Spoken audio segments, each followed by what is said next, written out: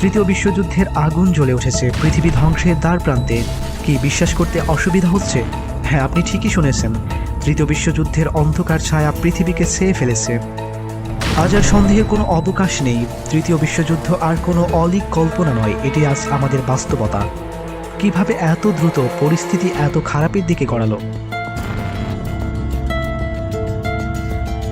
Biden প্রশাসন ক্ষমতা ছাড়তে চাইছে না। ট্রাম্পের হাতে ক্ষমতা হস্তান্তরের পরিবর্তে তারা এক ভয়াবহ যুদ্ধের ছক এঁকেছে। জার্মানি সহ ইউরোপের অন্যান্য দেশ ইতিমধ্যেই যুদ্ধের জন্য নিজেদের প্রস্তুত করে ফেলেছে। রাশিয়া তাদের পারমাণবিক অস্ত্রের সংখ্যা বাড়িয়ে ইউরোপের ওপর আক্রমণের হুমকি দিচ্ছে। অফিসিয়ালি যুদ্ধ ঘোষণা না হলেও বাস্তবতা বলছে অন্য কথা। আনঅফিসিয়ালি তৃতীয় বিশ্বযুদ্ধ শুরু হয়ে গেছে। পৃথিবী এখন এক ভয়াবহ বিপদের মুখোমুখি। বিপদের ঘণ্টা বেজে উঠেছে। পৃথিবীর ভবিষ্যৎ আজ অন্ধকারে। ভয়াবহ অন্ধকারের দিকে এগিয়ে যাচ্ছে মানবতা। পুরো ভিডিওটি দেখতে থাকুন আর নিজেই বুঝে নিন। আমরা এখন তৃতীয় বিশ্বযুদ্ধের মধ্যেই রয়েছি। কেন বলছি তা জানতে হলে দেখতে থাকুন এবং নিজেকে প্রস্তুত করুন ইতিহাসের সবচাইতে রক্তক্ষয়ী যুদ্ধের নির্মম ইতিহাসের সাক্ষী হতে। কেউ ভাবতেই পারেনি 2022 সালের সীমিত আঞ্চলিক সংঘাত হিসেবে শুরু হওয়া ইউক্রেন রাশিয়া যুদ্ধ আজ বিশ্বকে ধ্বংসের দ্বারপ্রান্তে নিয়ে আসবে। কেউ ভাবতেই পারেনি এই যুদ্ধ এত দ্রুত বিশ্বব্যাপী সংকটের রূপ নেবে। রাশিয়া তাদের সমস্ত সামরিক শক্তি দিয়ে প্রমাণ করতে চায় যে তারা আর কোনো আপোষ করবে না।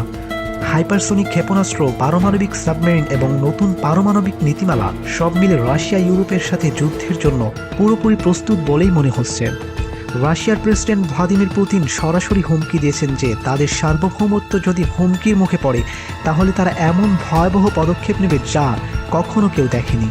অন্যদিকে মার্কিন যুক্তরাষ্ট্রের প্রেসিডেন্ট জো বাইডেনের বিরুদ্ধে গুরুতর অভিযোগ উঠেছে। বলা হচ্ছে বাইডেন প্রশাসন ক্ষমতা হস্তান্তরের আগে ইউরোপে বড় যুদ্ধ লাগিয়ে দেশের জরুরি অবস্থা ঘোষণা করতে চায়। এভাবে তারা ট্রাম্পের কাছে ক্ষমতা হস্তান্তরে আরও 2-1 বছর দেরি করার চেষ্টা করছে। আর এই অভিযোগ রাশিয়া ইউক্রেনের যুদ্ধের পরিস্থিতিকে আরও জটিল এবং ভীতিকর করে তুলছে। রাশিয়া সম্প্রতি উত্তর কোরিয়ার কাছ থেকে 1,10,000 সৈন্য সহায়তা চেয়েছে, আর এটা আসলেই ভয়াবহ কিছুর দিকে ইঙ্গিত করছে। অন্যদিকে ইউরোপও বসে নেই। জার্মানির গোপন নথি ফাঁস হয়েছে।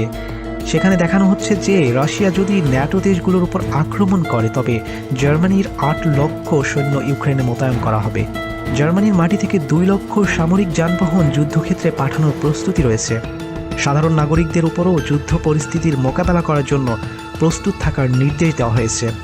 জার্মানির পাশাপাশি সুইডেন এবং নরওয়ের মতো দেশগুলো তাদের জনগণকে খাদ্য মজুত, ডিজেল জেনারেটর স্থাপন এবং সাইবার হামলার জন্য প্রস্তুত থাকতে বলেছে। এই পরিস্থিতি থেকে স্পষ্ট বোঝা যাচ্ছে যে বিশ্ব একটি ভয়াবহ যুদ্ধের দ্বারপ্রান্তে দাঁড়িয়ে। কোনো বিশেষজ্ঞরা মনে করছেন এই যুদ্ধের ফলাফল হতে পারে খুবই ভয়াবহ। মানব সভ্যতা ধ্বংসের মুখে পড়তে পারে। এতে স্পষ্টই বোঝা যাচ্ছে যে পৃথিবীর ভবিষ্যৎ অন্ধকারে ঢাকা। বিশ্বযুদ্ধের আগুন আরও প্রখর হয়ে উঠেছে। বিশেষজ্ঞরা বলছেন এই সংকট আরও দীর্ঘায়িত হলে মানব ইতিহাসের সবচেয়ে ভয়াবহ ধ্বংসলীলা দেখতে হবে। ডোনাল্ড ট্রাম্প সতর্ক করেছেন রাশিয়া, চীন, উত্তর কোরিয়া ও ইরান একত্র হলে পশ্চিমা বিশ্বের জন্য একটি চূড়ান্ত ধ্বংসের সূচনা হবে। আর ইউক্রেনের সামরিক প্রধান জেনারেল ভ্যালেরি জ্যালোজনি ঘোষণা করেছেন তৃতীয় বিশ্বযুদ্ধ ইতিমধ্যেই শুরু হয়ে গেছে এবং এর প্রভাব ইউক্রেনকে ছাড়িয়ে গোটা বিশ্বে ছড়িয়ে পড়েছে। আর এই ভীতিকর বক্তব্য যেন এক বজ্রপাতের মতো নাড়া দিয়েছে পুরো বিশ্বকে। প্রতিটি দেশ, প্রতিটি নেতা এখন একটা প্রশ্নের মুখেই দাঁড়িয়ে, কতক্ষণ আমরা এই ধ্বংসযজ্ঞ থেকে নিরাপদ থাকতে পারবো? বিশ্ব যেন এক অদৃশ্য পারমাণবিক বোমার উপর দাঁড়িয়ে আছে, আর তার সময়ের কাঁটাটা ক্রমশ শূন্যের দিকে এগোচ্ছে।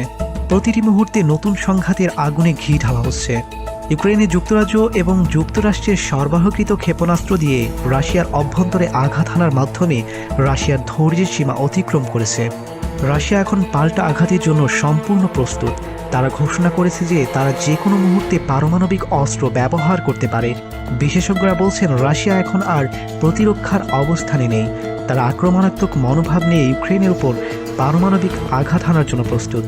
সেই সাথে পুতিনের দাবি এই ক্ষেপণাস্ত্র রোধ করবে এমন কোনো অ্যান্টি মিসাইল সিস্টেম বর্তমানে পৃথিবীতে নেই। এই আঘাত শুধুমাত্র ইউক্রেনকেই নয়, গোটা ইউরোপ এবং বিশ্বকে এক অগ্নিগর্ভে ঠেলে দেবে। কি হবে আমাদের? এই যুদ্ধের ফলাফল কি হবে কেউ জানে না, কিন্তু একটা কথা স্পষ্ট, এই যুদ্ধের ফলাফল হবে খুবই ভয়াবহ। বিশ্বজুড়ে মানুষ আতঙ্কিত। প্রতিটি দেশ, প্রতিটি নেতা একটাই প্রশ্ন করছে, কতক্ষণ আমরা এই ধ্বংসযজ্ঞ থেকে নিরাপদ থাকতে পারবো? এই পরিস্থিতিতে মানবতার জন্য এক মহা বিপদ। রাশিয়া ইউক্রেন যুদ্ধ, হামাস ইসরায়েল সংঘাত, আরও অনেক আঞ্চলিক সংঘাত মিলে বিশ্বকে এক অগ্নিকুণ্ডে পরিণত করেছে। তাহলে কি সত্যি আমাদের বিশ্ব এক ভয়াবহ যুদ্ধের দিকে এগিয়ে যাচ্ছে, নাকি আমরা এখনও বিপর্যয় রুখতে পারবো? তার সময়ই বলে দেবে। রাশিয়ার প্রতিটি পদক্ষেপ যেন এক একটি শূন্য সতর্কবার্তা। তারা আর আপোষ করবে না, এটা স্পষ্ট। আর যদি তারা পারমাণবিক অস্ত্রের ভয়ঙ্কর শক্তি ব্যবহার করে, তাহলে ইতিহাসের সবচাইতে ভয়াবহ অধ্যায়ের সূচনা হবে। ইতিহাসের পাতা উল্টালেই দেখা যায় প্রথম ও দ্বিতীয় বিশ্বযুদ্ধের আগেও পৃথিবী ঠিক এমনই এক অস্থির অবস্থায় ছিল। উত্তেজনা, অনিশ্চয়তা আর যুদ্ধের আবহাওয়া ছিল সর্বত্র। আজ সেই একই চিত্রের পুনরাবৃত্তি হচ্ছে। আজ রাশিয়া ইউক্রেন যুদ্ধ, হামাস ইসরায়েল সংঘাত আর বিভিন্ন আঞ্চলিক সংঘাত মিলে পুরো বিশ্বকে এক অগ্নিকুণ্ডে পরিণত করেছে। বিশ্ব শান্তির স্বপ্ন আজ আর একটি স্বপ্ন নয়, বাস্তবতা আজ অনেক ভয়ঙ্কর, কঠিন। যুদ্ধের কালো ছায়া এখন আমাদের সবার উপর। আমরা কি করব? এই পরিস্থিতিতে আমাদের কি করা উচিত? কিভাবে বিশ্ব শান্তি ফিরিয়ে আনা সম্ভব? এই প্রশ্নের উত্তর খুঁজতে হবে আমাদের সবাইকে।